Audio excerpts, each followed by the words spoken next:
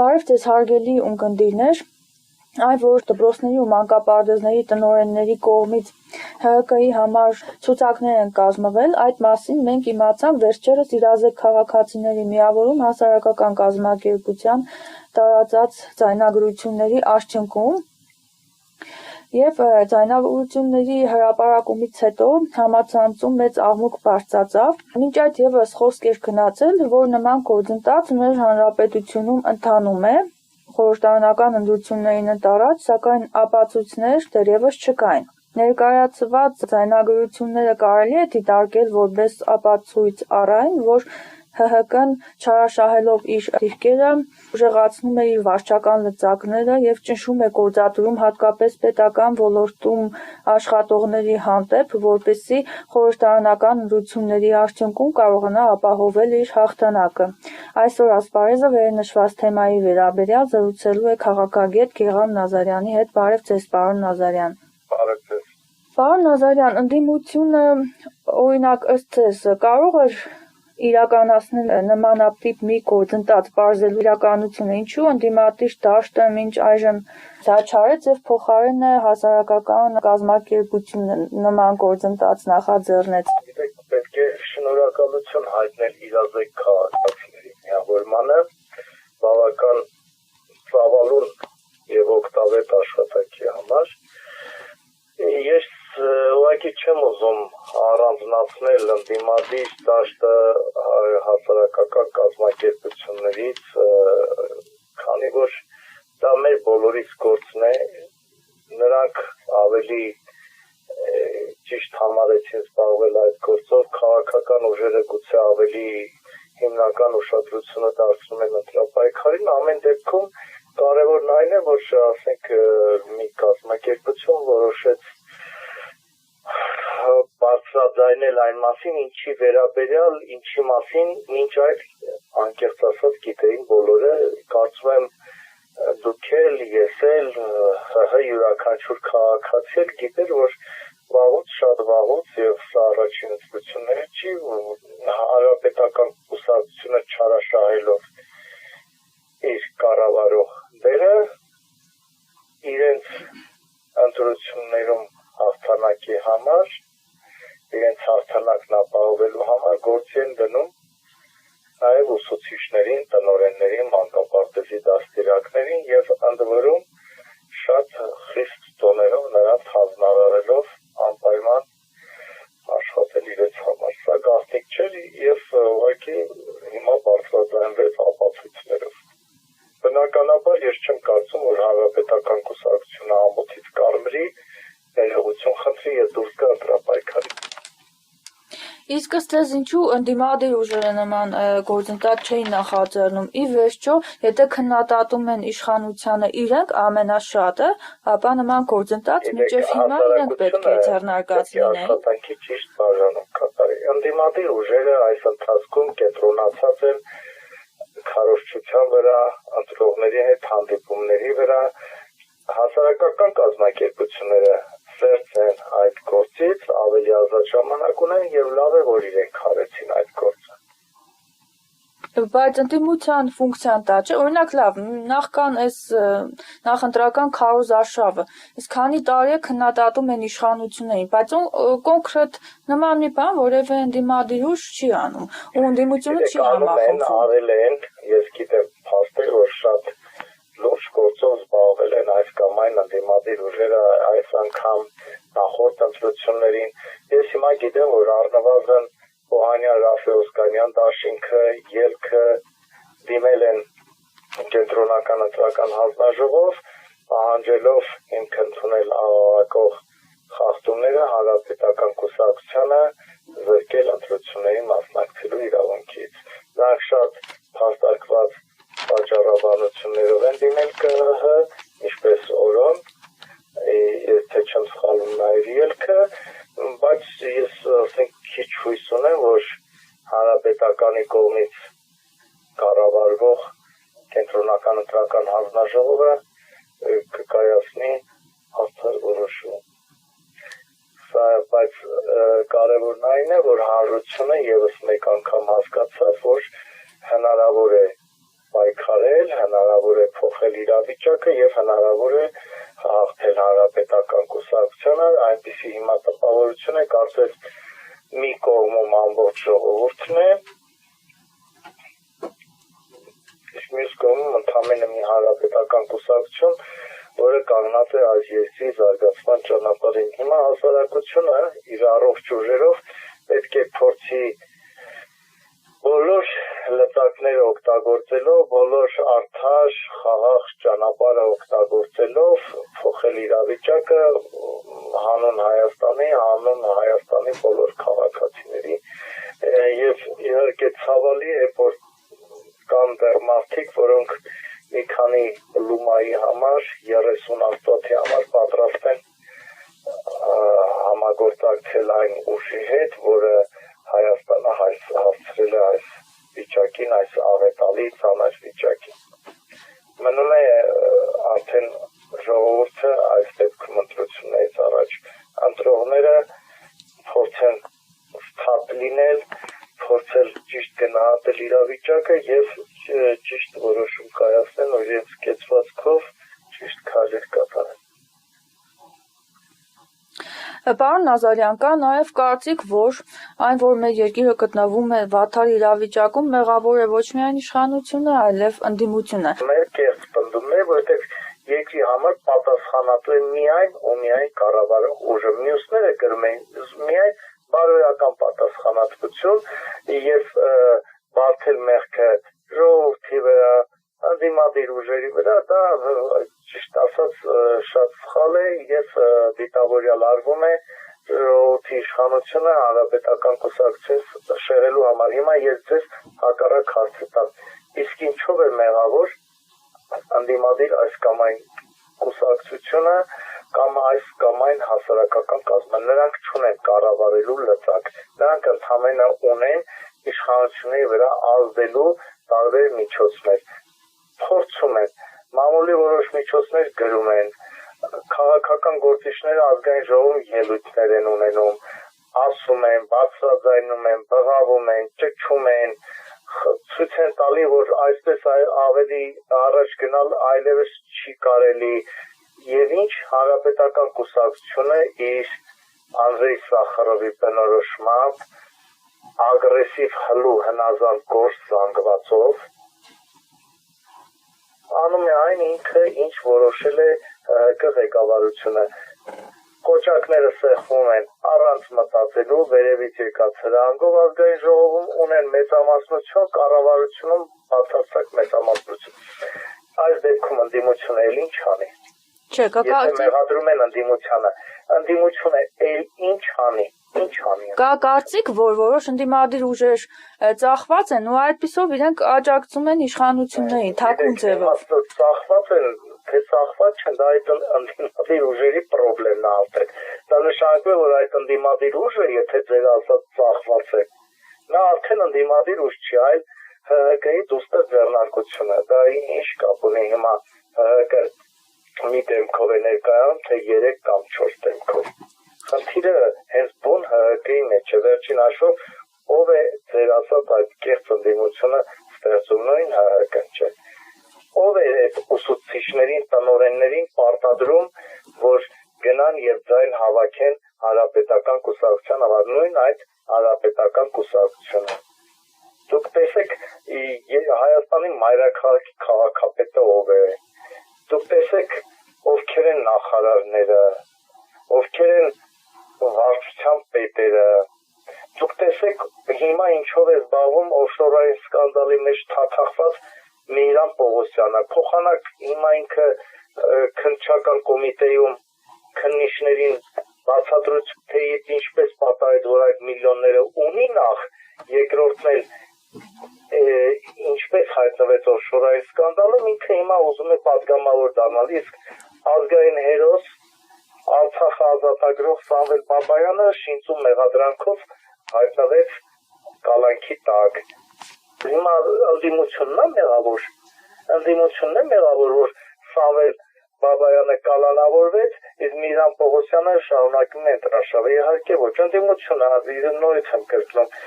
ելքը հայտարարեց, Օհանյան Ժապտի Օսկանյան դաշինքը դիմեց կենտրոնական ընտրական հանձնաժողով պահանջելով հանրապետական կուսակցությանը զրկել ընտրությունների մասնակցելու իրավունքից։ Նորմալ, նույնիսկ կիսանորմալ երկիր լինել կենտրոնական ընտրական հանձնաժողովը իրազեկ քաղաքացիների միավորման այդ բացահայտումից հետո միանգամից շատ կարճ որոշումով այդ կուսակցությանը պետք է դուրս շպրտեին ընտրապայքարից։ Այդպես չի լինում։ Եթե նորմալ երկիր լիներ, կարծում եմ նաև ամբողջ հասարակությունը հրապարակայնորեն բողոքի ցույցի դուրս կգար, կաջակցեր իրազեկ քաղաքացիների միավորում ՀԿ-ին, ինչպես եվրոպական զարգացած երկրներում։ Այդ դպրոցների ծնողների աշակերտները պետք է դպրոցի դիմաց հանրահավաքով պահանջեին այդ դպրոցի տնօրեններին դուրս շպրտել այնտեղից։ Այսօր ես նույնիսկ տեսա, որ դպրոցի տնօրեններից մեկը, եթե չեմ սխալվում, Գյումրիից, նույնիսկ ցինիկաբար ինքը մեղադրում էր ոչ թե ներողություն էր խնդրում, այլ մեղադրում էր նրանց, ովքեր բացահայտել են այդ սկանդալը, եւ նրա լուսանկարում է երևում է, որ Ռուսաստանի դրոշը իր աշխատասեղանին է դրած։ Ինչ գործ ունի այդ նման մարդը, որի Հայաստանում դպրոցում տնօրեն է, այլ երկրի օտար երկրի դրոշը իր սեղանին դրած, նա դուրս չեն շպրտում։ Ես ուզում եմ դաշնակցական նախարար Մկրտչյանին հարցնեմ, նման մարդիկ ինչ իրավունքով, նախ քրեական իրավունքով, ինչ բարոյական իրավունքով ունեն իրավունք մնան դպրոցում եւ շարունակեն աշխատել։ Այսա է, գիտեք, ամբողջ խնդիրը նա է, որ հանրապետական կուսակցությունը ասում է ինչ ուզում եք արեք, ես շարունակելու եմ ամեն գնով, ամեն ձևով, ամեն միջոցներով, օրինական թե ոչ օրինական, կախվեմ այս իշխանությունից, թե որն է հանրապետական կուսակցության նպատակը, թե թող ժողովուրդը գլխին ունի։ Ուղղակի ես ցավում եմ, որ մեր ժողովուրդը ավելի ճիշտ ժողովրդի մի մասը կարծես թքած ունի, թե ինչ է լինելու Հայաստանի հետ։ Վերջին հաշվով, եթե մի ժողովուրդ հազարավոր դոլարներ է ծախսում, որ հայտնվի Եվրամիության որևէ երկրում կարմիր խաչի ճամբարներում ամոթալի պայմաններում ապրի, եթե մի ժողովրդի մի մասը հերթ է կանգնում Ռուսաստանի դեսպանությունում քաղաքացիություն ստանա, որ չգիտեմ 100 տարեկան հասակում մի քանի դրամավետ թոշակ է ստանալու, այդ այսինքն պետականության զգացումը չկա մեր մոտ։ Շատ դժվար է, մի քիչ ժողովուրդը ինքը իրեն պետք է հարցնի, Ստալինը ջանքեր էր գործադրում, չարչարվում էր, շինծու մեղադրանքներ էր դնում մարդկանց վրա, որ տեղափոխի Սիբիրում աշխատանքներ կատարելու համար, հիմա հայերը իրենց փողերն են ծախսում, չարչարվում, որ հայտնվեն Բարնաուլում, Ալթայի երկրամասում։ Դա ողբերգություն է, որի մեղավորը հանրապետական կուսակցություն։ Բայց այն ժամանակ, պարոն Նազարյան, գոնե էլի հայրենադարձություն կար դեպի Հայաստան ու սոցիալ-տնտեսական վիճակը ավելի լավ էր, շատ ավելի։ Հիմա ընդհանրապես խայտառակություն է դառնում։ Սոցիալ-տնտեսական վիճակը հաստատ 30-ական թվականներին ավելի լավ չի եղել։ Չէ, դրանից հետո նկատի ունեմ, ասենք 50, 60, 70-ականներին ավելի ճիշտ։ 50, 60, 70-ականներին նույնպես սոցիալական վիճակը լավ չի եղել, բայց հայրենադարձություն կար, չէ, բայց երբ որ մարդը հիմա ընդհանրապես դատարկվել է Հայաստանում։ Ճիշտ դաստիարակություն է ստանում։ Նա հասկանում է, որ գիտեք, հիմա այսպեսի մի ասած խոսք կար, որը շատ ճիշտ էր, մարդկանց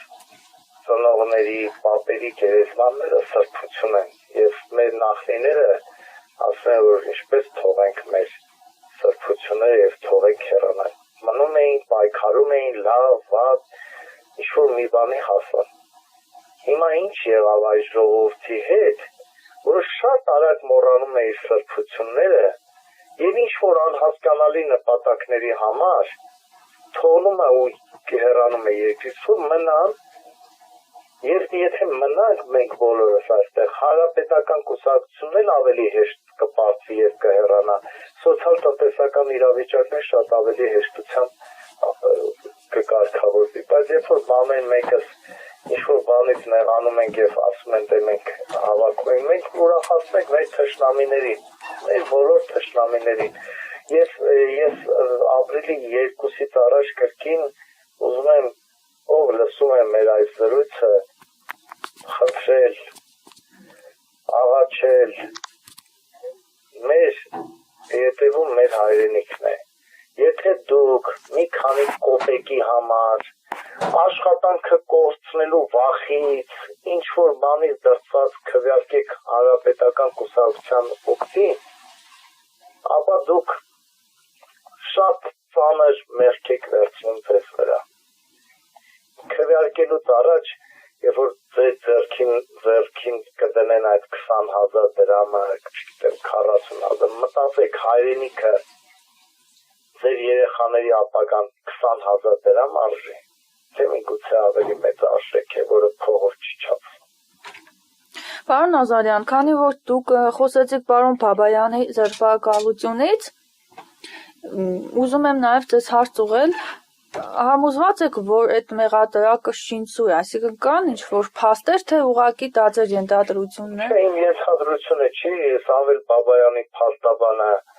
զրուցելով Սամվել Բաբայանի հետ 3 պաշտոնապես հայտարարել է, որ Սամվել Բաբայանը հայտարարել է, որ իրեն ներկայացված մեղադրանքը շինծու է եւ որևէ կապ չունի իրականության հետ։ Պարզապես գիտեք, երբ որ մենք գործում ենք այնպիսի երկրի հետ, ինչպիսին Հայաստանն է, այստեղ արդեն նույնիսկ տրամաբանությամբ վերլուծելով բարձ է, որ Սամվել Բաբայանը հաստատ նման արկածախնդրության չէ դիմի ունենալով նման փորձ։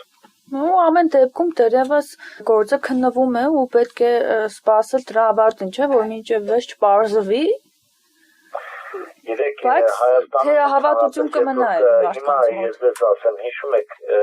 Նորք Մարաշի դեպքը, երբ որ գնացի մի օրում մի քանի հոգու մի անգամից ձերբակալեցին, հայտարարելով, որ շատ շուտով ինչ-որ բացահայտումներ է լինելու, ինչ բացահայտում եղավ։ Մինչև հիմա այդպես էլ հասարակությունը չհասկացավ այդ երիտասարդներին ինչու ձերբակալեցին, ովքեր էին նրանք։ Նույնը Ժիրայր Սեֆիլյանին էլի այդ շինծու մեղադրանքով ավտոմեքենայի մեջ ավտոմատներ գցելով ձերբակալը, մինչև հիմա Ժիրայր Սեֆիլյանը կալանավայրում է եւ այդպես էլ չհասկացանք ինչ էր ուզում նա անել, նա ինչ էր անում, ոչ դատավարություն եղավ, ոչ բաց քննություն բաց։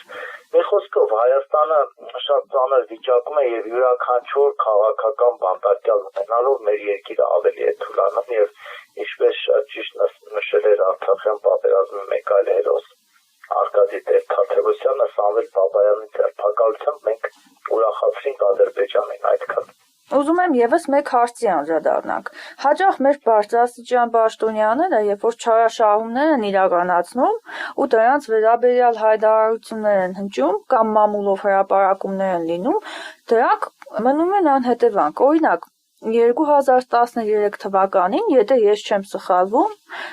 Զարուհի Փոստանջյանը Սերժ Սարգսյանին մեղադրեց եվրոպական երկրներից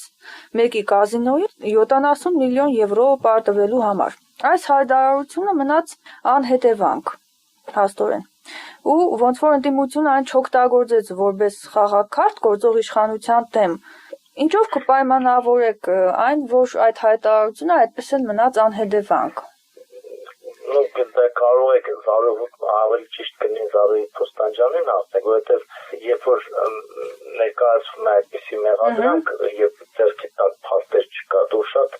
անլուրջ դիրքերում կհայտնվես, երբ որ այդ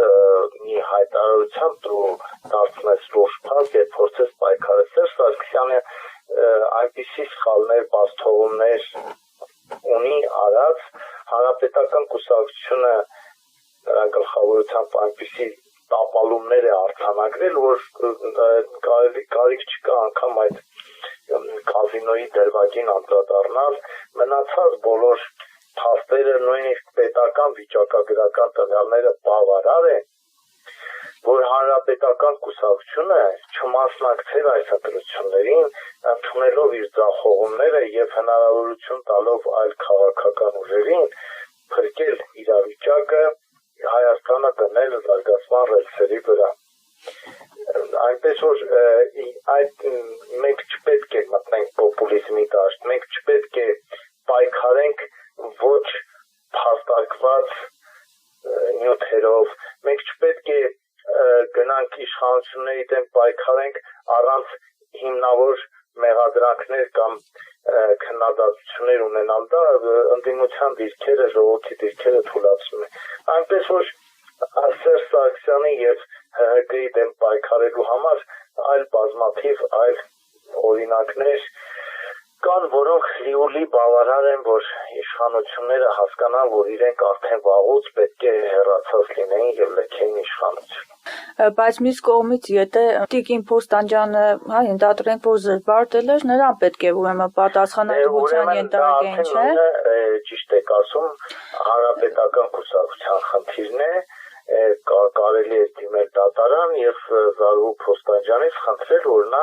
փաստարկներ ներկայացնի, ապացուցի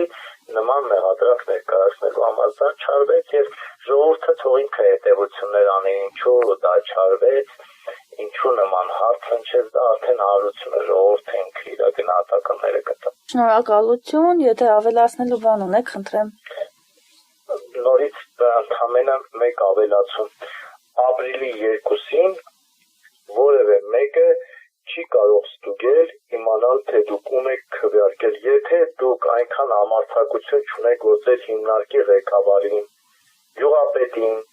քաղաքապետին, քաղաքապետին ասեք ոչ, չենք ընտրելու հանրապետական կուսակցությանը, ապա երբ որ մտնեք քվեարկության, իմացեք, որևէ մեկը չի կարող ստուգել, թե դուք ինչպես եք քվեարկել, այնպես որ ձեր խղճի մտոք քվեարկեք եւ հանրապետական կուսակցությունից հեռու մնացեք։ Եվ նաեւ խնդրում եմ իմանալ, որ ռեյտինգայինով որևէ մեկին չեք կարող քվեարկել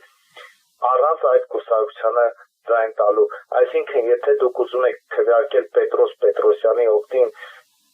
բայց չեք ուզում քվեարկել հանրապետական կուսակցության օգտին, ապա չեք կարող։ Դուք պետք է ուղղակի